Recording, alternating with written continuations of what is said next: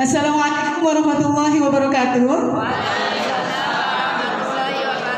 Selamat semuanya, Bapak Ibu guru yang saya cintai, sehat? Alhamdulillah, luar biasa. Allahu Akbar. Ya, itu mah biasa dikumandangkan di TK, tapi nggak salah ya kalau kita berkali-kali mengumandangkan di tingkatan sekolah dasar, karena saya aja di kelas 6 ketika menggunakan yel itu anak begitu luar biasa ya. Begitu luar biasa tampaknya bersemangat ya. Ya, alhamdulillahirabbil alamin wa bihi nasta'in wa ala umuri dunya waddin wassalatu wassalamu ala asyrofil anbiya'i wal mursalin sayyidina wa maulana Muhammadin amma ba'd. Puji syukur saya panjatkan pada kehadiran Allah Subhanahu wa taala. Alhamdulillah hari ini saya diberikan kesempatan untuk bisa berdiri, untuk bisa berkumpul di tengah-tengah teman-teman semuanya, rekan guru SD Cigadang Mekar, khususnya untuk gugus 2. Tiada lain dan tiada bukan, saya di sini diberikan tugas dari calon guru penggerak angkatan 9 yang saya ikuti dimulai pada bulan Agustus tanggal 16 dan insya Allah nanti berakhir di bulan April, katanya di minggu ketiga. Ya, terus terang saja saya di sini sesungguhnya bukan merasa hebat dan juga bukan merasa lebih baik dari teman-teman semua, karena saya di sini hanya sekedar ingin berbagi. Mungkin ada salah satu di antaranya sudah mengenal apa yang nanti akan saya sampaikan, dan mungkin juga ada yang belum mengenal apa yang saya sampaikan. Tapi pada intinya nanti saya memiliki tujuan baik, yaitu yuk kita mari bersama-sama belajar bagaimana kita mengolah kelas, bagaimana kita menjalankan keseharian kita, tugas kita, tanggung jawab kita di kelas. Karena apa yang kita lakukan hari ini, apa yang kita rasakan hari ini akan sangat berdampak dalam kehidupan kita, khususnya untuk generasi-generasi mendatang. Ya.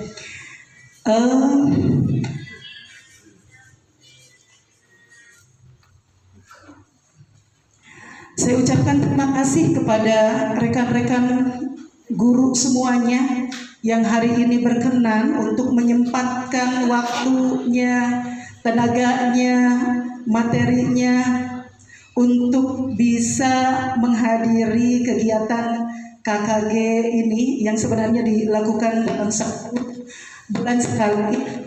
Dan alhamdulillah hari ini saya diberikan kesempatan untuk berbagi. Mudah-mudahan kebaikan Bapak Ibu sekalian ini mendapatkan balasan dari Allah Subhanahu wa taala sebagai catatan ibadah dan akan kita rasakan pahalanya di yaumil akhir. Amin. Ya, sebelum ke materi, karena hari ini saya akan berbagi tentang aksi nyata modul 1.4, yaitu budaya positif. Oke, saya sangat yakin di sini banyak rekan-rekan yang sudah membuka PMM, membuka modul-modul yang bersumber dari Google mungkin, ya, atau mungkin sumber-sumber informasi yang lainnya, apalagi yang kemarin baru mengikuti CGP, PPG dan lain sebagainya. Saya rasa ini merupakan modul yang tidak asing, ya. Betul Bapak Ibu? Betul ya. Oke, sebelum ke materi, saya ingin tahu dulu budaya positif yang Bapak Ibu tahu. Budaya positif itu apa? Mangga, ya Bu Ane, Bu Yayan, apa itu budaya positif? budaya positif adalah kebiasaan yang bagus. Seperti misalkan datang tepat waktu. Kemudian pembiasaan yasinan setiap hari Jumat. Kemudian pakaian rapi. Nah, itu budaya positif. Ya, itu tadi dipaparkan oleh Bu Yeyen. Budaya positif adalah contohnya kegiatan yasinan, kemudian disiplin tepat waktu datang ke sekolah, pulang juga tepat waktu ya, dan lain-lainnya. Yang lain ada lagi? Bu, budaya positif itu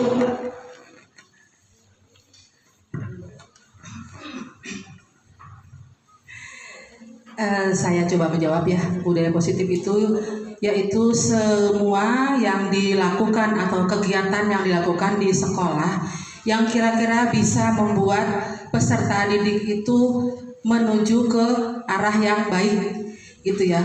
Tapi kebanyakan contohnya gini.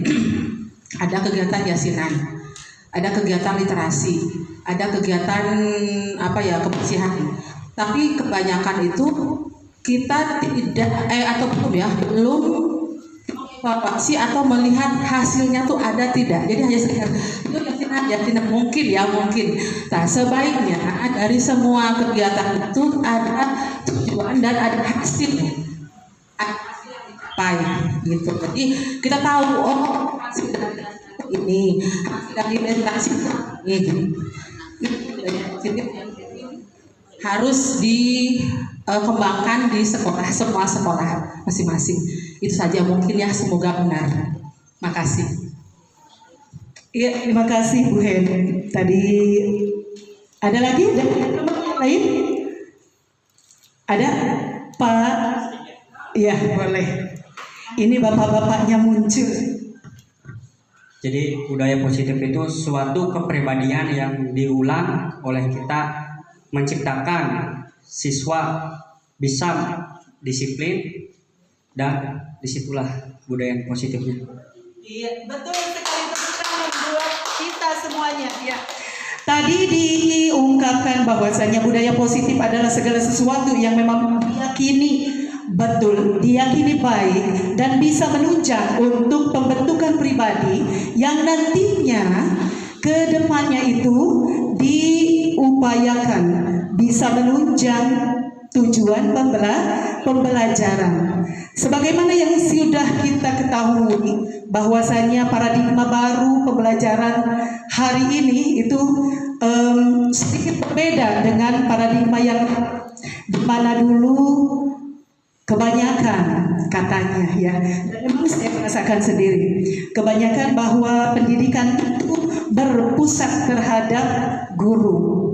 Tapi untuk paradigma yang baru, pendidikan justru berbalik, yaitu pendidikan berpusat pada murid. Pembelajarannya berpusat pada murid.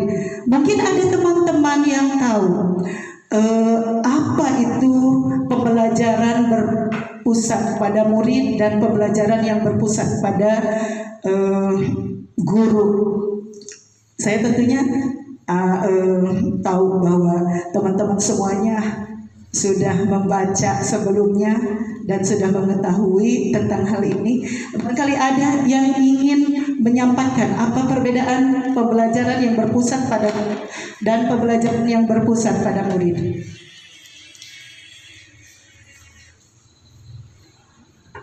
Ada yang mau menyampaikan? Ya?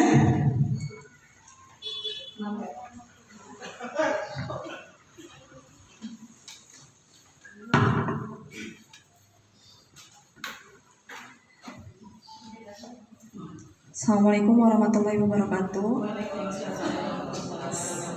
Jadi saya di sini izin menjawab ya Ibu untuk pembelajaran yang berpusat pada murid. Jadi di sini murid itu diberi kesempatan oleh guru untuk mengeksplorasi dan mencari gagasannya sendiri. Jadi murid itu diharuskan aktif sendiri menggali informasi serta jadi dibebaskan untuk mengungkapkan segala gagasan terus argumen. Jadi murid itu diberi kesempatan untuk aktif. Nah, sedangkan pembelajaran yang berpusat pada guru, jadi di sini guru yang menurut saya guru yang terlalu monoton ya untuk mengatur bahwa alurnya pembelajaran itu harus seperti ini seperti itu. Ya, terima kasih Bu. Terima kasih untuk Bu Tia ini.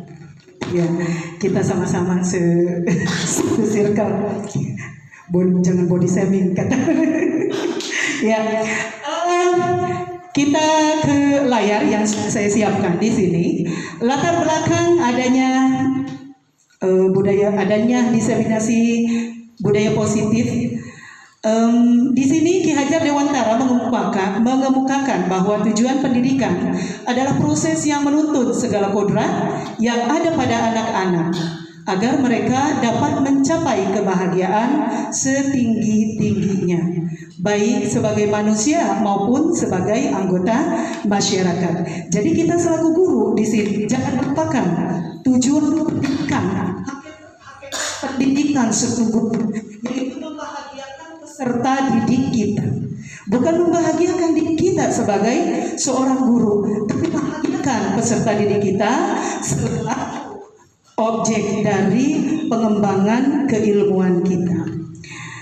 Selanjutnya di sini disebutkan, oleh karena itu dalam proses menuntun seorang guru harus berpijak pada nilai dan peran guru sehingga dapat menghantarkan peserta didik menuju nilai-nilai profil pelajar Pancasila.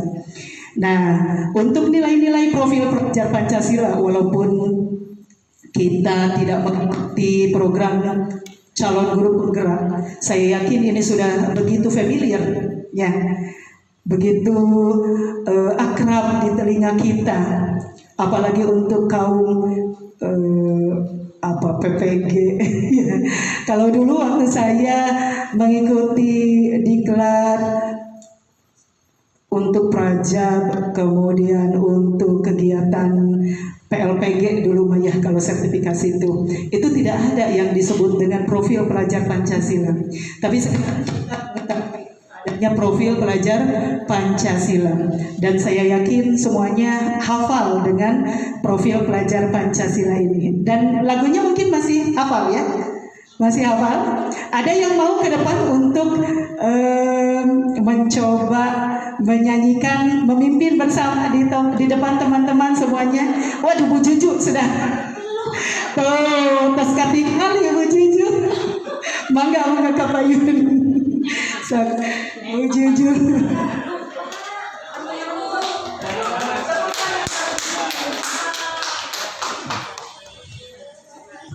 Lupa sebenarnya Bu Eti, dicoba aja ya.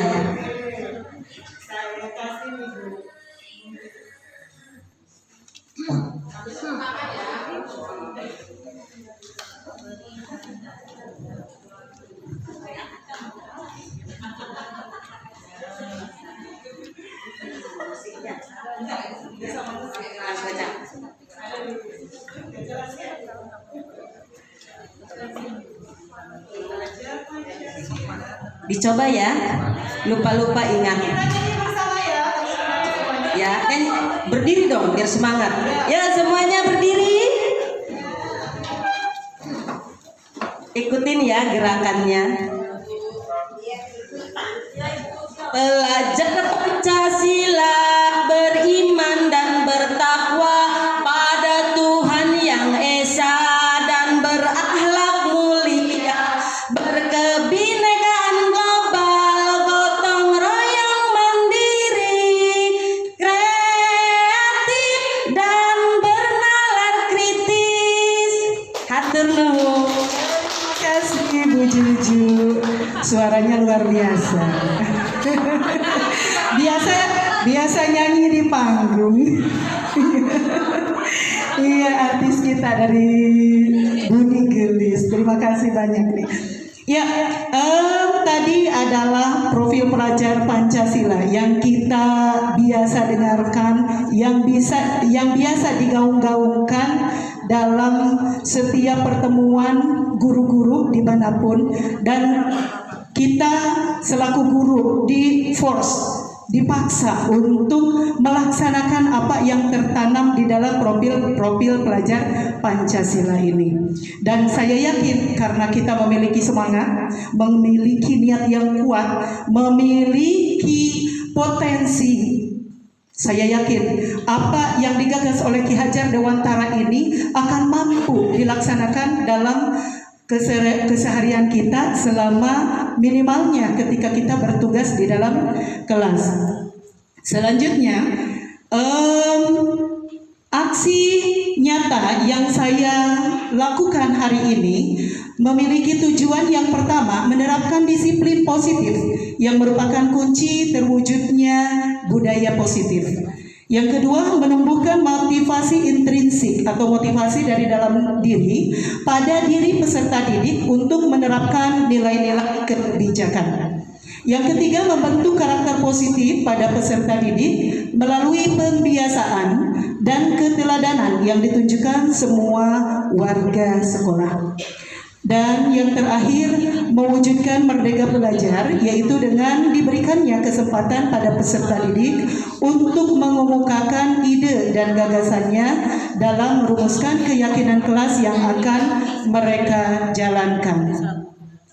Tolak ukur yang bisa kita lakukan ketika kita sudah melaksanakan budaya positif ini, yang pertama, peserta didik dapat menerapkan keyakinan kelas baik di rumah maupun di sekolah. Di sini saya lihat ada yang disebut dengan kesepakatan kelas. Ini bagus sekali. Apa yang sudah digaungkan dalam CGP ataupun dalam PPG ini sudah dilaksanakan oleh sekolah Korea di sini ya, yang disebut dengan kesepakatan kelas. Nah, keyakinan kelas ini sama dengan, kalau menurut saya itu mirip-mirip peraturan kelas ya. Cuman ada bedanya. Ada yang tahu? Saya yakin tahu lah. Apa bedanya peraturan kelas dengan keyakinan kelas? Bade Bu Yeyen?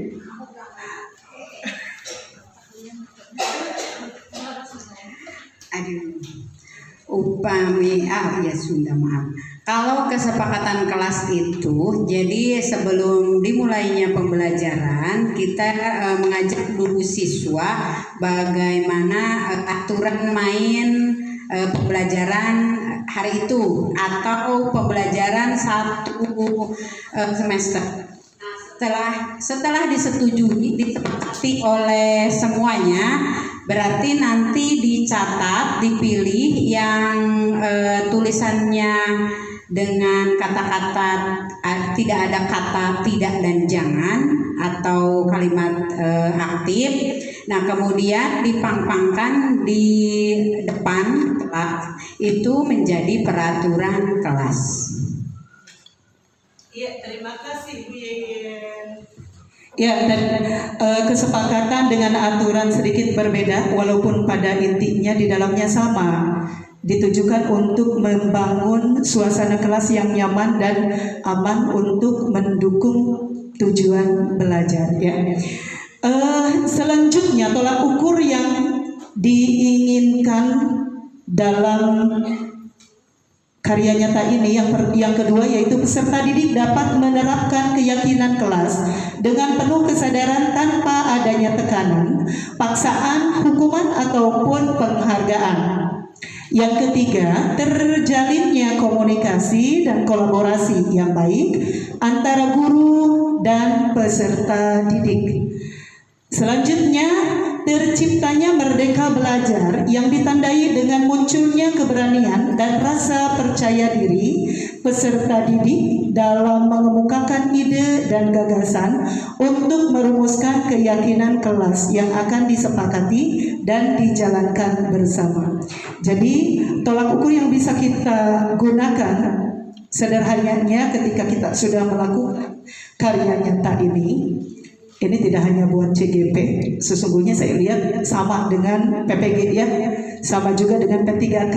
Saya tidak ikut P3K, saya juga tidak ikut PPG, tapi sekilas saya mempelajari apa saja yang dibahas di dalam PPG dan juga P3K.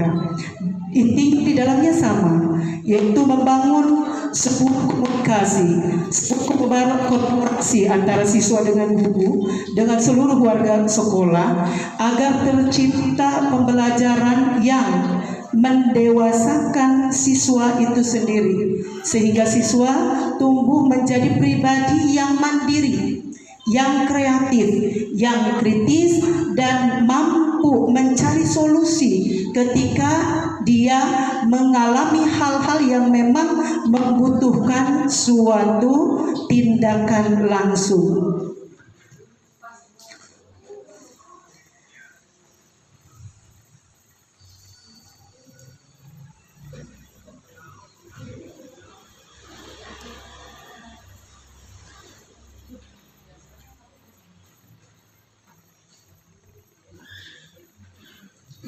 Ya, selanjutnya konsep inti budaya yang akan dibahas hari ini,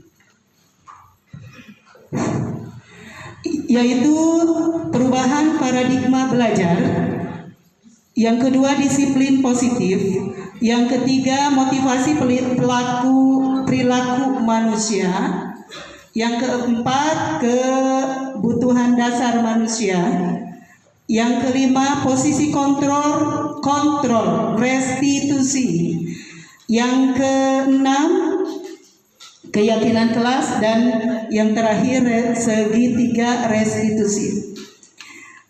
Untuk perubahan paradigma belajar yang biasa kita lakukan, mungkin tadi sudah dibahas oleh saya, berbeda dengan paradigma belajar yang sebelumnya, di mana paradigma sebelumnya pembelajaran itu berpusat pada guru. Yang penting guru bisa memberikan materi sebanyak-banyaknya, bisa memberikan pengetahuan yang menurut guru itu dianggap penting oleh peserta didik.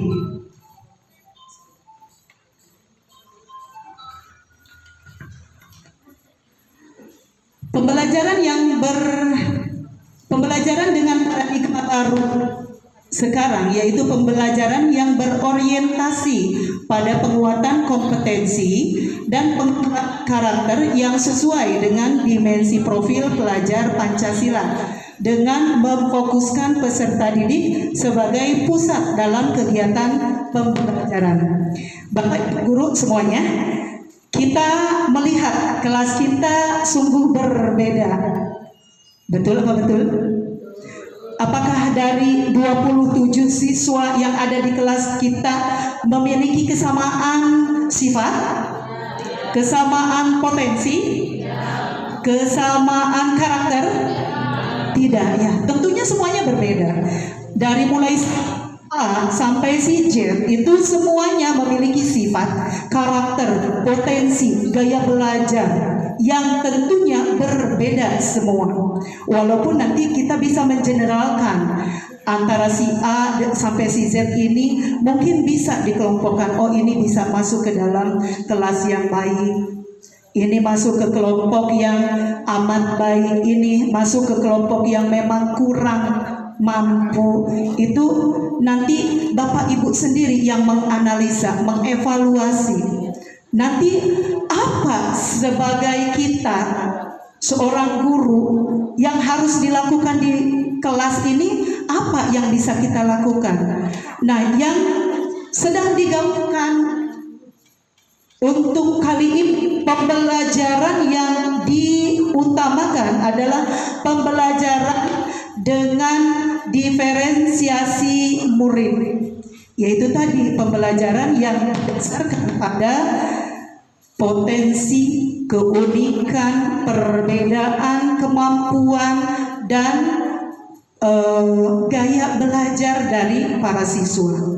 Jadi kita sesungguhnya kalau menurut ahlinya nggak bisa memberikan sebuah pembelajaran dengan cara yang sama, gaya belajar yang sama, kemudian termasuk di dalamnya evaluasi soal atau ulangan yang sama. Itu sesungguhnya kalau dalam teori belajar yang baru ini tidak masuk. Tapi yuk kita sama-sama belajar, berubah sedikit demi sedikit, walaupun memang ini tidak bisa langsung digunakan dalam kelas kita, tapi setidaknya kita bisa melakukan walaupun hanya sedikit saja. Kemudian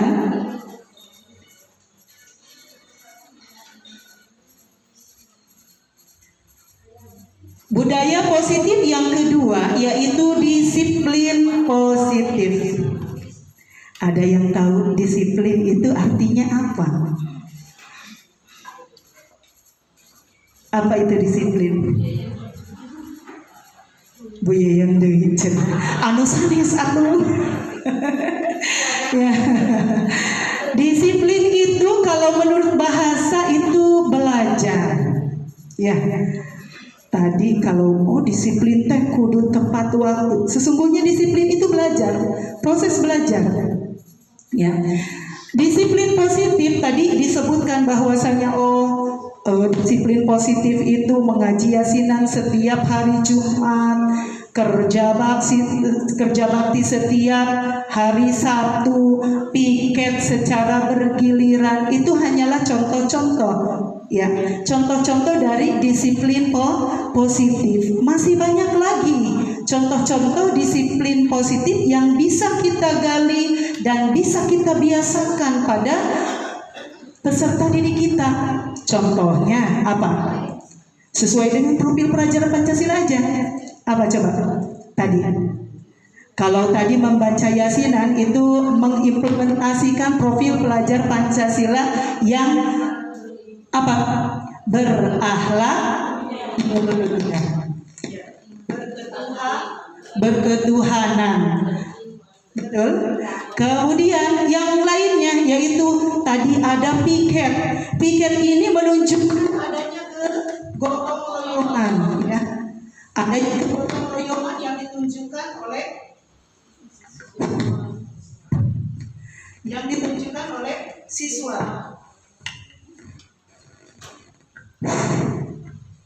Kemudian ada lagi misal ada yang sakit, teman di kelasnya, itu juga budaya positif, ya. Itu menunjukkan apa? Profil pelajar Pancasila ke arah yang mana? Bisa jadi gotong royong juga, ya. Oke. Kemudian ada yang lainnya.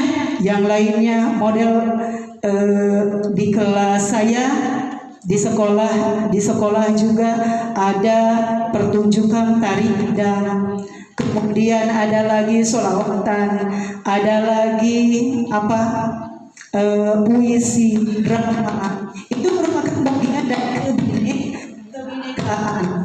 kebinekaan global, artinya bahwa kita sebagai bangsa Indonesia memiliki keberagaman budaya, dan apa yang kita miliki ini harus dilestarikan, harus dibanggakan.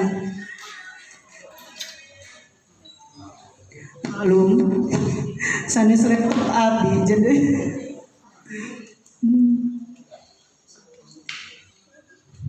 Ya.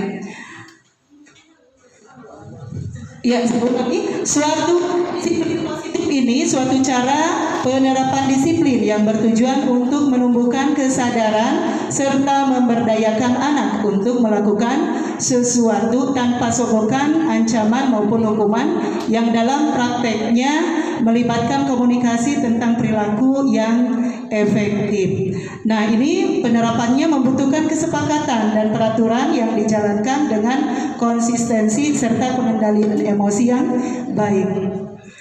Lanjut.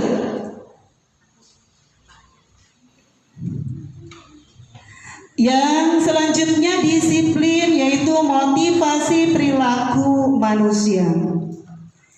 Manusia melakukan suatu tindakan tentunya memiliki dorongan.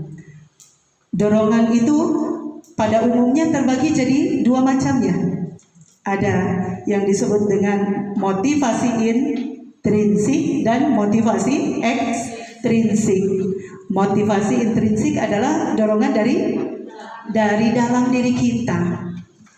Yang kedua, motivasi ekstrinsik yaitu dorongan dari luar, entah dari teman, entah dari lingkungan, entah dari keluarga, atau mungkin dorongan dari pekerjaan kita sendiri. Motivasi perilaku manusia yang dijabarkan di sini yaitu motivasi menghindari ketidaknyamanan atau hukuman. Nanti akan digambarkan dalam restitusi ya. Ada restitusi nanti. Jadi umumnya siswa melakukan suatu tindakan pembelajaran atau suatu tindakan apa saja, ini mereka punya motivasi. Mungkin motivasinya karena hukuman, mungkin motivasinya karena imbalan, atau mungkin karena timbul dari dalam diri sendiri. Apa dasarnya? Yaitu mereka ingin menghargai dirinya sendiri sebagai manusia dengan memahami dan mempraktekkan nilai-nilai yang mereka percayai itu baik. Selanjutnya, masih semangat Bapak Ibu? Semangat. Mau olahraga dulu? Boleh. Kalau mau, yuk kita berdiri dulu. Kita senam bersama. Kita senam bersama.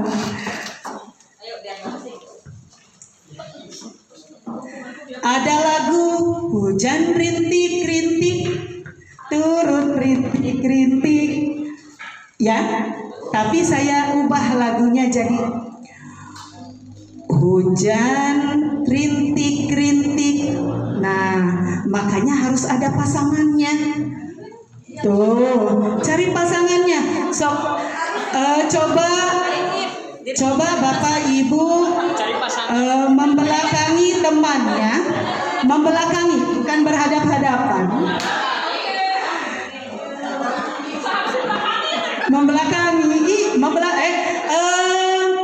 Semuanya menghadap ke sebelah kanan saya deh, ke sebelah kanan. Ya, biar kelihatannya bagus. Iya. Oke. Ketika saya bilang hujan rintik-rintik, Bapak Ibu gini ya ke punggung temannya. Hujan rintik-rintik. Oke? Mohon. Hujan kan hari rintik-rintik tertotol-totol. Ya. Oke. Hujan itu ada berapa macam? Hujan rintik, hujan petir, hujan badai.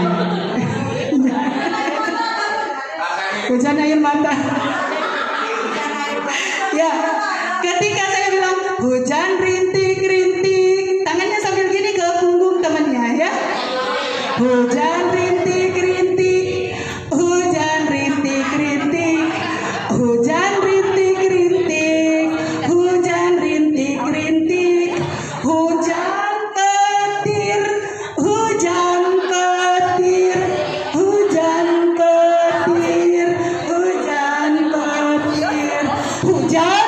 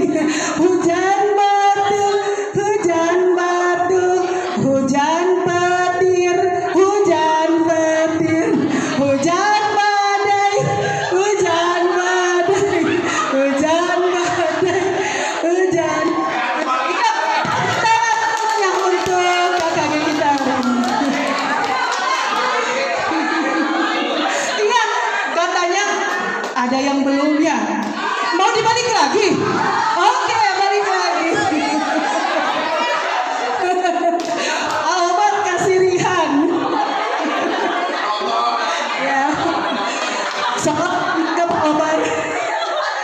Karena kami pasti yang gitu. Oke. Di pause Bu punten heula, di pause heula.